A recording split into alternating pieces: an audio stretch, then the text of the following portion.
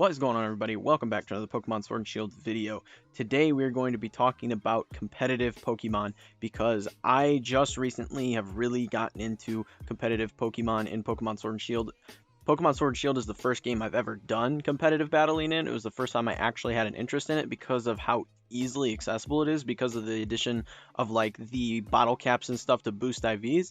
It's all super easy to get into, so I've really been enjoying that side of the game, and just recently I actually hit Master Ball tier in ranked doubles battles, so I'm really excited to continue playing ranked, but I want to kind of make a guide for people that want to get into the competitive side of Pokemon but may not have the best idea how to.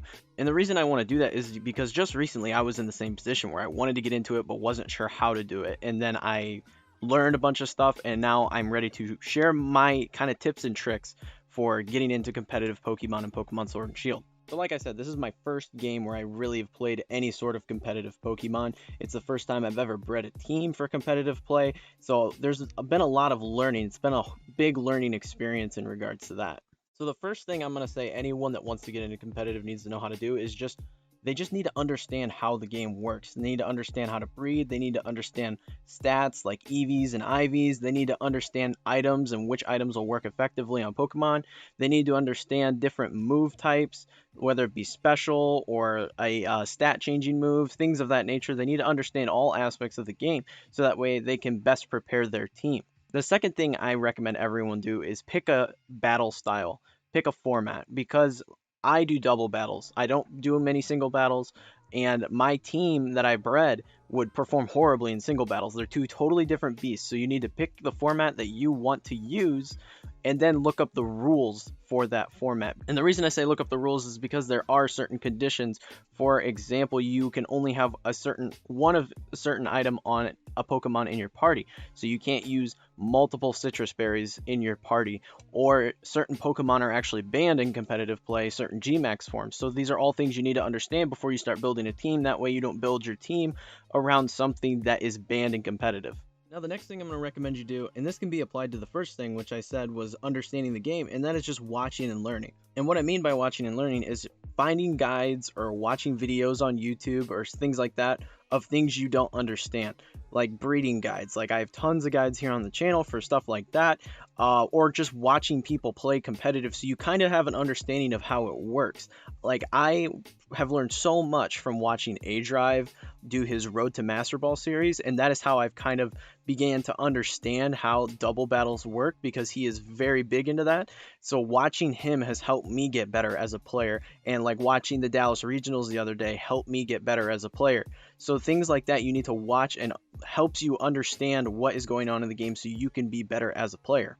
So yeah, watching guides, watching people battle, doing all those sorts of things are going to help you just have a better understanding of how Pokemon works competitively.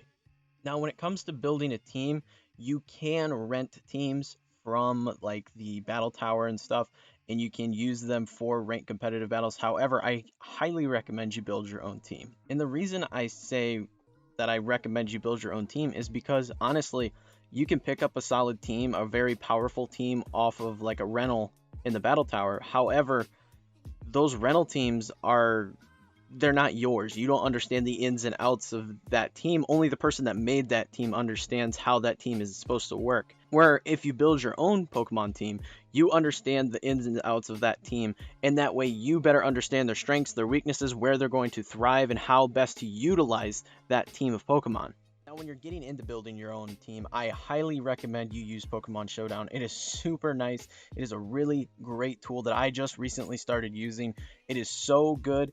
It's basically an in-browser app that you can use, or you can download it on Windows, and it basically is a team builder. You can build Pokemon teams, and then you can actually play against other players that have also built teams, and you can pick a format and do everything like that, and then battle with that specific format. So you can test these teams out before you take a ton of time in-game breeding them and getting them ready, just to find out that team doesn't really work the way you wanted it to. So it's a great tool to use to kind of understand what you need to get out of your team before you put the time in to get them. And then when it comes to team building, there's things to consider, like maybe you want to run a Trick Room team, or maybe you would like to run a Sand team, a Hail team, a Drizzle team. There's a ton of different options on ways to build teams. So you really just kind of want to take an overall theme that you want to use and build around that idea. And you want to make sure you're picking Pokemon that are going to cover your team's weaknesses and be able to synergize effectively with all the other Pokemon on your team. There's a lot of strategy that goes into picking Pokemon that go on a party.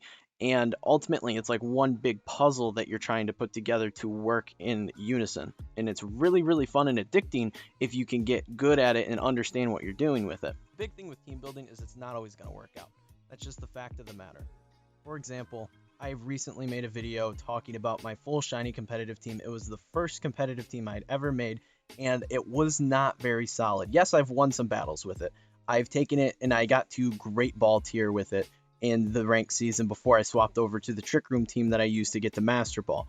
But it's not the best team, and it wasn't something that was going to get me all the way to Master Ball like my Trick Room team did. But if you make a team and it's not that solid, do not be discouraged by it. Just use it as a learning tool. Understand the mistakes you made with that team, and then maybe you can even use part of that team or an idea you had with that team to make an even better team to continue climbing. Now, after you have your team put together, I highly recommend utilizing casuals. And what I mean by that is take your team into casuals so you get an idea for some of the things that you're going to be facing.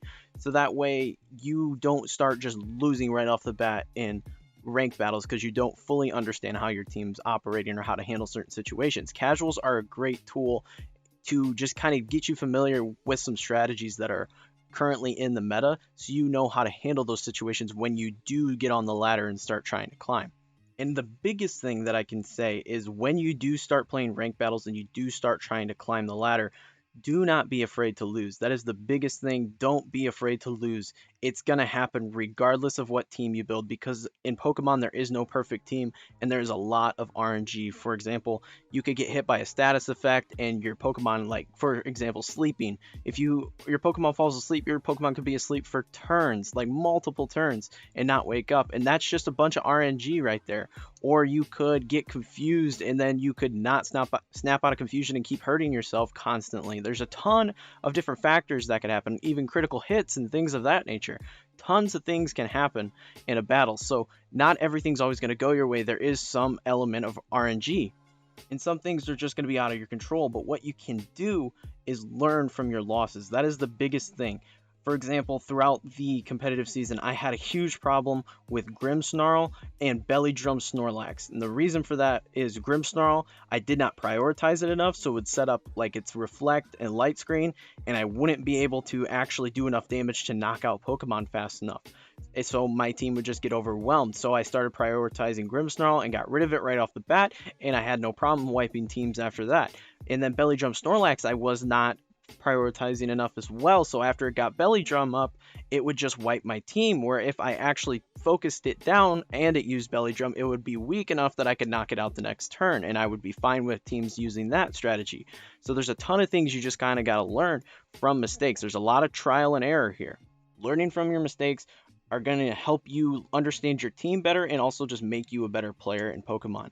But yeah, that pretty much covers my beginners tips and tricks to competitive Pokemon. I hope you guys found this video helpful and entertaining. If you did, be sure to leave a like and smash that subscribe button for more videos like this in the future. Be sure to share the video with your friends. Let's grow this community here on the channel. And speaking of community, we have a community Discord where people go, we do trades, we show off our shinies, things like that. It's really fun and it's growing a lot. So please go check out the Discord. It's a really fun place to be. Also, I've been streaming Pokemon Sword and Shield fairly regularly over on Twitch. It's one of my favorite things to do. We shiny hunt, we do max raids, we do competitive battling, training, breeding, things like that. Tons of stuff going on over on the Twitch channel, and that's a lot of fun. So be sure to go check that out if you're interested in seeing a lot of this stuff that's all here on the YouTube channel happen live. All my other social media should be on screen here. So if you're interested in keeping up with the channel and my going-ons outside of YouTube, be sure to check me out there. But like I said, that is all I have for you guys today. So thank you so much for watching, and I will see you all in the next video.